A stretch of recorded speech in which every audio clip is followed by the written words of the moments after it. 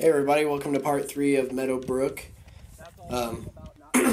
So picking up from the 13th hole, I accidentally lost, no, the 14th hole. I lost the 13th hole somehow. It's par 5. I birdied it with like a 20-footer for birdie. Somehow I lost the footage of that hole, and somehow I didn't even record that putt, so that's probably why I made it. But 14 here is a par 3. It's like 160. I hit it directly into this bunker, hole high, and this bunker shot right here is one of my better bunker shots I've ever hit. That's why you're not going to see the putt, because it was an inch away from the hole. I got it right out of there, real nice and soft with some spin, and it checked up and was literally an inch from the hole. So made a par there to stay at +3 for the side. 15's a par 4, dogleg right. This is probably my best tee shot of the entire day, besides hole 3. Dead straight. I mean, it was probably a little bit of a draw, but I think it's because the wind was blowing across to my left. Smash this one. I would have hoped it would have ended up in the fairway, but it was just on the right side, next to the bunker. This is Peter. He hit it just to the right of where I was, just on the other side of the bunker, I think. So he had a little bit more of an awkward lie than I did. I was at least still in a flat spot. Brian's ball's right up there in the bunker as well. All three of us hit it to the right, even though the wind was blowing right to left. It was kind of strange. But I have 60 degree. It's like 115 yards, but it's kind of with the wind, so I figured I'd hit it full. And so I swung kind of hard and kind of fell out of it, so I pulled it a little bit to the left. But I hit it hole high, just on the fringe. You could see the 100-yard marker over there on the left, that red marker. So I wasn't close, but 60 degrees was carrying a lot this day. And here's my birdie attempt from the fringe.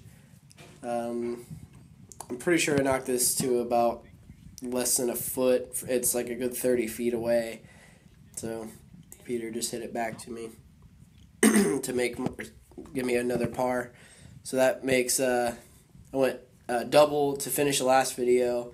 Then I started this video, birdie, par, par. So I'm pretty thrilled with that. It's pretty good to be shooting like this on consecutive holes at any point in the year for me, especially in late February, early March. You can see it's still on the screen. It's only a foot away. So thrilled with that. I'm really digging this Nike putter. I don't know if you can tell by now. You don't practice one-handed putts very often, do you? The next hole here is another par 3. It's about 150. This might have been one of the worst tee setups the whole day. It was like super thick grass, and it was kind of hard to get your ball to sit right in it. But anyway, this hole is directly over water, and it's a 2-tiered green where the lower part is in the front and the higher part's in the back. So if the flag is in the middle, you got to carry it, or it's going to be a tough putt. But I don't remember what club I hit here, but I hit it really fat. And you can see all the grass flying up in the air.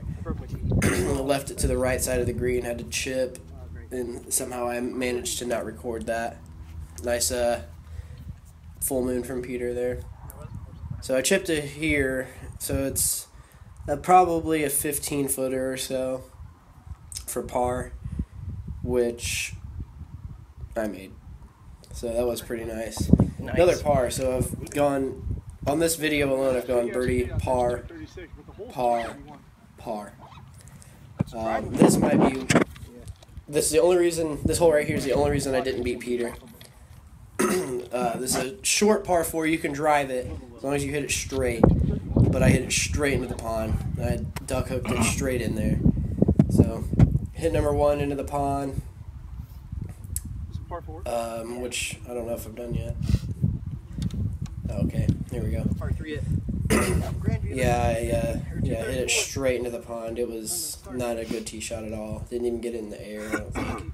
Just straight left, straight into the water.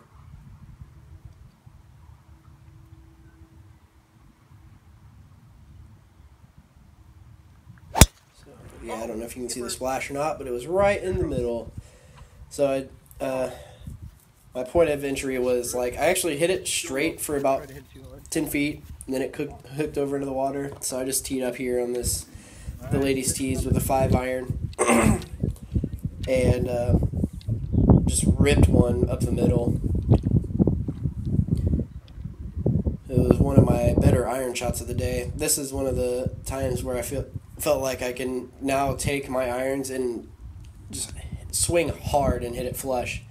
I'm getting to that point in my game. So I swung fairly hard there, dead straight down the middle. Left myself about 60 yards or so with a 60 degree. Caught up in the wind. I hit it that good. And so this is one of those 60 degrees that I was able to figure out how I needed to hit it. This green was really firm and sandy. I actually remember the ball landing and a bunch of dust flying up in the air from it, but you can tell by this swing that I really kept it easy and got it really high up in the air. Got it to land soft, and it only rolled out a couple feet and ended up only being a few feet away for my bogey at this point. So I probably got 8 feet there, and it's downhill, but somehow I managed to leave it just a tad bit short, which is not real exciting, especially with it being downhill. So there's Peter for his eagle attempt right there. No, that was for birdie. He didn't hit a very good chip. He actually got his drive to land on the green, but then didn't chip it down the hill very well and ended up making par there. But he still gained 2 strokes on me on this hole just because of me hitting it into the water. Otherwise, I would have made par just fine. Just barely missed that one. Just a little bit of a misread. So that's a 6, and that puts me at... For this side, I'm only plus 1, 2, 3, 4, 3. I'm only plus 4 for this whole side. Peter on 18, big yank to the left. It literally went through that giant tree on the left, and the fairway's down to the right. So at this point, I'm thinking, yes, I can do this. I can catch back up. But wow, I didn't. This is going to be a fun tee shot for me as well. It's kind of reminiscent of the 1 on 10 that I hit, where I didn't really get it off the ground at all, and did not have that good of a time with it. So I was aiming down the right because the wind was blowing straight back to the left, and had I gotten it in the air, it would have been okay, but hit it way down at the bottom and down on the ground. Not real happy with that. This is probably Brian's best tee shot of the day with the driver. It did get hung up in the wind, though. That was the only problem with it. You can see by the tracer, he actually started it on a pretty good line. Without the wind, it would have been in good shape, but he hit it so high that it got kind of stuck to the left. I don't know if it's... Here's my second shot. I grabbed a 4-iron out. This par 4 is not really long. It's just kind of uphill and kind of narrow. Once if you were to drive it straight, where that tree is on the right there, that's about the landing area.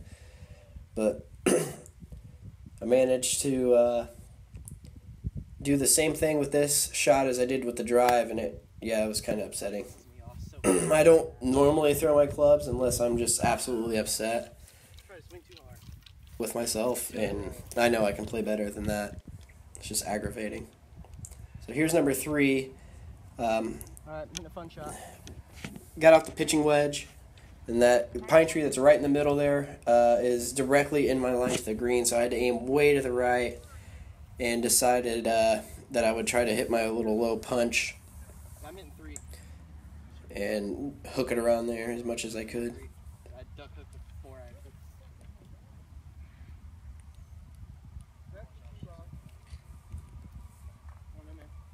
Right down here. So I'm starting to get pretty good with these little punch shots that curve around trees and all that.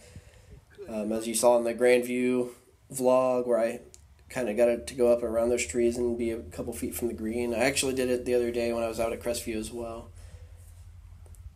So, big snap and hook around that tree. Actually, this might have been the 7-iron, not the wedge. I just hit it really low and hooked it around that tree. And right in front of the green. If I could have left it a little bit more out to the right, it might have rolled up on there. But so that was 3, and then chipped up on the green for 4. So I think I end up making another 6 here, which is just fabulous. So overall, this round was pretty good. Driver could have been all kinds of amounts of better. Everything else was pretty good. I mean, if I could have hit driver with anything, I could have shot probably low 80s this day instead of 87.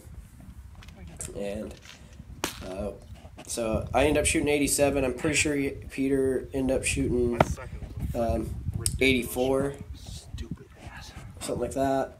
But that's all because I really just jacked up these last 2 holes. Otherwise, I was ahead of him, or was going to be. So here I go down the hill and leaving it. I think I left it short again. No. How do I leave it short down the hill? I don't know, but started out I'm getting used to it. Anyway, thanks for watching, and I'll be coming out with some more vlogs very soon, and you guys have a good day. Bye.